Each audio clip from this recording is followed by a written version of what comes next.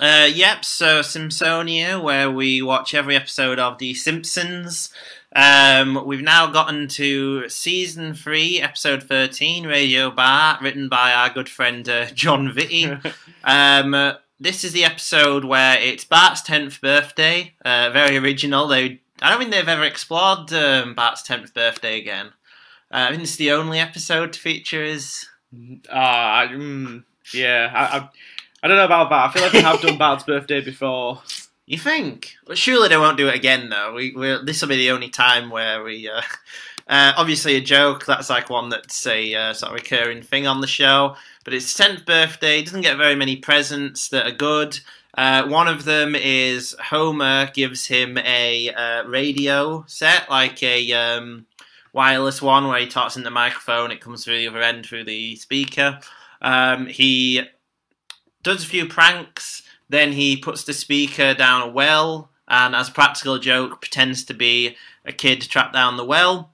The town bandies around and tries to help without realising that it's a prank. Bart tries to then retrieve the radio when he thinks people are going to find out, falling down the well in the process.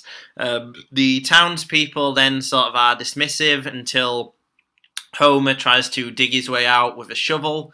And then, seeing this, townfolk rally around and get Bart out of the well. What do you think of Radio Bart? Radio Bart. Okay, so this one is, it's a very fondly remembered episode. I remember the one where Bart falls down a well. Yeah, it's kind of like one of them emblematic kind of like classic stories from the good era of the show. And it's got the really iconic bit where they make the single "Sending Our Love Down the Well." Yeah, which we'll go into a bit more detail in a bit. I like Radio Bart. I've always liked Radio Bart. It's one that I'm so familiar with that nothing about it like surprises me at all anymore. You kind of just sit there and watch it and I chuckle and I laugh and it's just a sweat episode, I guess. It's one that I've always been fond of. It's not an all-time favourite or anything, but it is a good one, I think. Overall, it's pretty good. Yeah, I'd sort of say the same. So to get onto score, I think it's sort of like around the 8 mark. Yeah, I'd say an 8. I think my only problem with this episode is that I think the reason why they can't rescue Bart is a little bit trite. Oh, like the fact they're too fat to fit through the thing? Yeah, like, I think the circumstances of why they can't rescue, quote-unquote, Timmy O'Toole from the well is a little bit weak. Yeah, I'd say that's a bit weak, yeah. Like, they don't really find many good excuses for, like, why outside of, the police are too fat. Which is funny. That is a funny excuse, but you're trying to tell me that there's no, like, abseilers in Springfield or, people who can, do these kind of rescues, who could just abseil down the well.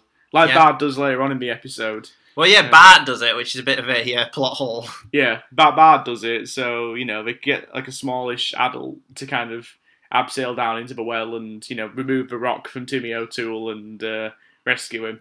Yeah. So it hinges on that, like, they can't get into the well. And I think that's a little bit... It's not weak writing, but it's not as sharp as it could have been. Yeah. I get that. I think there's a bit of an issue with character in this as well. Like, I think that when Bart falls down the well, so basically falls down the well, and then Eddie and... Who's the other cop? Lou? Lou, yeah, Eddie and Lou, yeah. Eddie and Lou are like, oh yeah, tell us something we don't know. And he's like, no, I'm a different person. I think Bart would be clever enough to just pretend to be Timmy O'Toole. That's what I thought. Yeah, that's literally what I thought. So you could just pretend to be Timmy O'Toole, and then you'll get rescued, and then... I know that the problem is then there's no more plot. Well, there would still be a plot, obviously. You'd have the internal tension of when's he going to actually say he's not, or like... Yeah, exactly. Well, I mean, to be honest, in the whole, because it's a small hick town, like, I think everyone would recognise it as Bart. And then you could still do the whole third act thing of Bart basically being revealed to be a liar.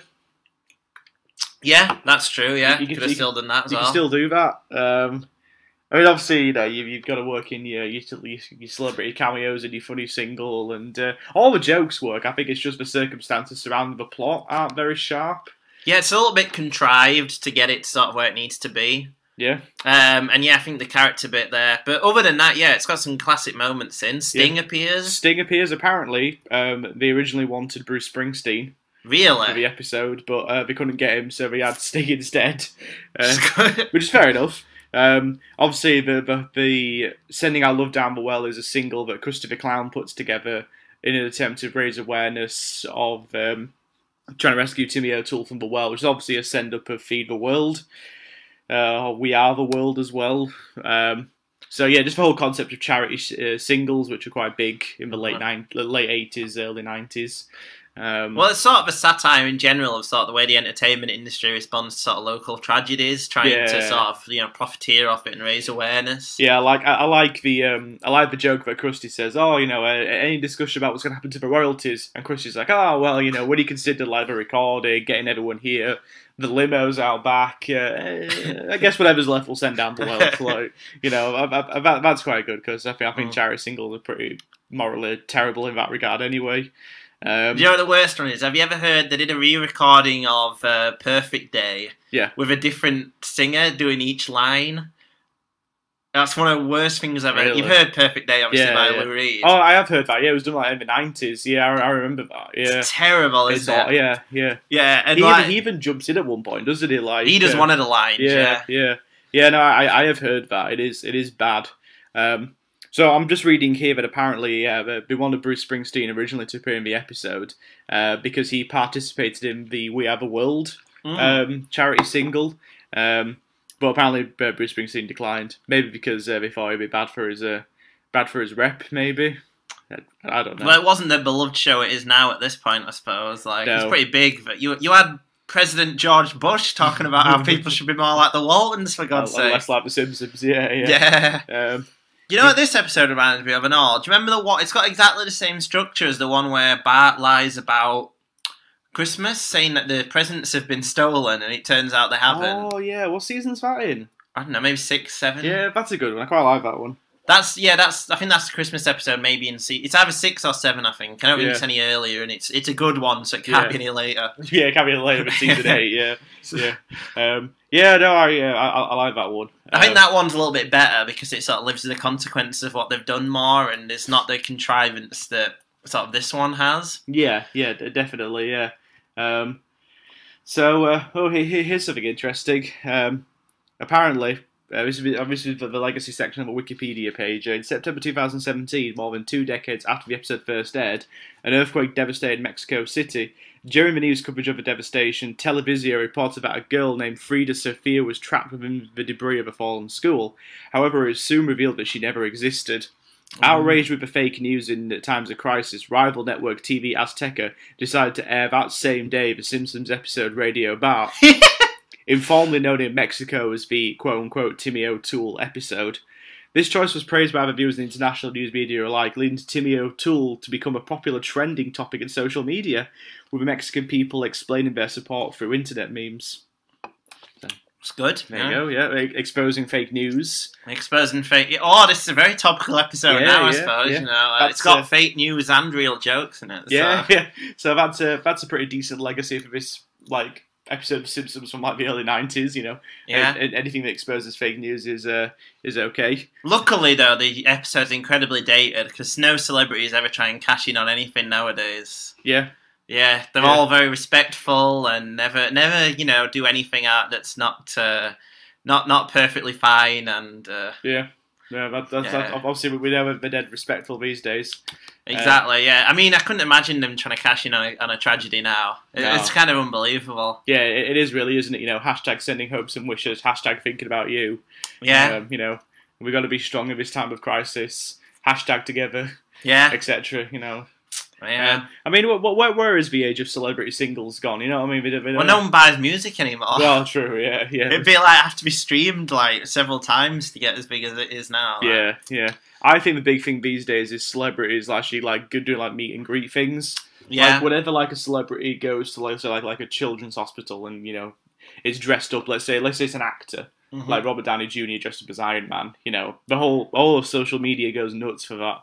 Yeah. You're like, oh, it's Iron Man and he's helping out kids and it's so cute. Most of the time now I think because of stuff like this satirising it so much, they just put on a concert. Yeah. You get a lot of concerts for summer. Yeah, like for example when we had the horrible terrorist attack in Manchester, the concert, they reopened the Manchester Arena with a concert. Yeah, We Love MCR, I think it was. Yeah, so I think I had like Ariana Grande there, who was like there like during the attack. She was the performer. Yeah. You had one of the Gallaghers. Liam, I think. Liam. Oh, yeah. right. Yeah. So not the half decent one.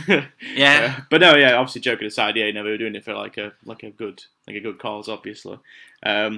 Yeah, but that I think is better than releasing a charity single. It's sure, yeah. Because a concert, it's a one-time thing. It's like, I don't know. There's just something about it. I think it's less sort of disrespectful than these. Yeah, because, and I suppose they're not doing anything directly referencing in it. Like, yeah, because like the thing with something like Feed the World, which I find more and more morally reprehensible as each year passes by. I don't actually know what Feed the World is. How does it go? Feed the world. Oh yeah. Let them know it's Christmas time. I just thought that was called "Let Them Know It's Christmas Time." You see, I bet our listeners have missed our like terrible attempts at singing. Oh yeah, of course they have. Yeah. We really missed that. Seven man, Carter. Yeah, enough of Neil Young impressions. Why wasn't Neil Young ever in a Simpsons episode? I'm sure he must have been in one of the later ones now. Yeah, he might have appeared and we were like, oh, it's Neil Young, I guess. Wasn't David Crosby in The Simpsons? Yeah, he's been in The Simpsons, yeah. Yeah, God. That might have been the last relevant thing he did. He's not done anything since that. What's that solo album he does? It's amazing. I was going to say, you're about his recent solo album, Charles. No, the 70s one. It's called... Now I Remember My Name or something like that. Yeah. That's a great album. That's one of the best albums of the 70s. I absolutely love it. I can't remember what it's called now. But yeah, David Crosby's been on it. I definitely remember that bit. I think he's in the B Sharps. If only I could remember by name. Yeah, that's great. Yeah, he is. He's in the B Sharps one. He's in the B Sharps episode, yeah. Didn't he appear at the Grammys? Yeah. But yeah, like, to bring it back to the episode. Sorry. It's very good. It's very funny. It passes very quickly. Yeah. It just doesn't have what it takes to be one of the best episodes. Yeah, I mean that's pretty much it. I mean, it's no digger because the standard is so high. They're trying things and plot ideas, which they have now. They almost do like equivalent episodes, which does it like better. Like a few years like down the line, like you mentioned that one where obviously it lies about like Christmas and stuff. Like it's a better done episode, in terms of like the writing. So I mean, I said the absolute standout is that we're sending our love down the well. That's like the highlight of the episode. That's like the iconic joke of it. Yeah. So no, I mean it's just one of them. It's one of them where I've watched it so many times that I've almost like lost any emotion to it. Yeah, I remembered pretty much all of it, like, before we even started watching it, to be honest. There wasn't, like, any surprises like there was with, you mentioned some whitewashing that went on in the episode. Yeah. Should we talk about that little inconvenient piece of... Yeah, sure. So then, there's the slightly unfortunate thing where obviously we know... Everyone knows that Waylon Smithers was whitewashed from his first appearance in The Simpsons. Well, I thought me and you were the people who got that out there, to be honest. Yeah. We exposed the, we did a bit of YouTube journalism. Where the instigators of people noticing that, hashtag whitewashing, Yeah. So I noticed that it basically opened up like a fairground surrounding the well, to get people to come and like see the well and make money off of it. Yeah. So Comic Book Guy is selling T-shirts, but awkwardly, Comic Book Guy is he's not painted in the right skin colour. He's not yellow. He's not yellow, yeah. And we were like, is this first person Comic Book Guy? And that's another example of Simpsons, not even whitewashing, but I guess yellow washing. Yeah, it's well, obviously it's cheap animation done in South Korea, is it? Yeah, South Korea. I mean, they also reused some animation this episode. I noticed there's a scene where Homer... That was that was like so noticeable. It was really distracting and took me out of it, to be honest. Yeah. Homer and Marge are in bed and they're having to talk about something, but the lips do not match the voice at all. And I'm fairly positive that has been in the past episode. In fact, I'm almost 100% positive that was in a past episode. Would you agree with the 8 out of 10, or would you go higher or lower? I'm gonna go 7. Okay, If I'm yeah. going to be completely fair, like it's definitely a good one. Like as we were talking about the other day, 7 out of 10 is still a good score. It's Better than average. Yeah, it's better than average. It's a good episode, but it's just not one of my favourites. You know, we say the familiarity breeds contempt. So Yeah. that's kind of how I kind of feel about this one. And next week, what have we got? Next week we've got. Or next time, they're not weekly, not whenever we do them. So for our next episode, we have Lisa the Greek, which is the 14th episode of the third season, in which Lisa begins to bond with Homer because she has a gift for selecting and making the right bets on football teams. I've not seen this one for ages, and I'm quite looking forward to it because I don't remember much about it. So tune in next time, won't you? And it's a real good one. Yeah, we'll take a look at Lisa the Greek.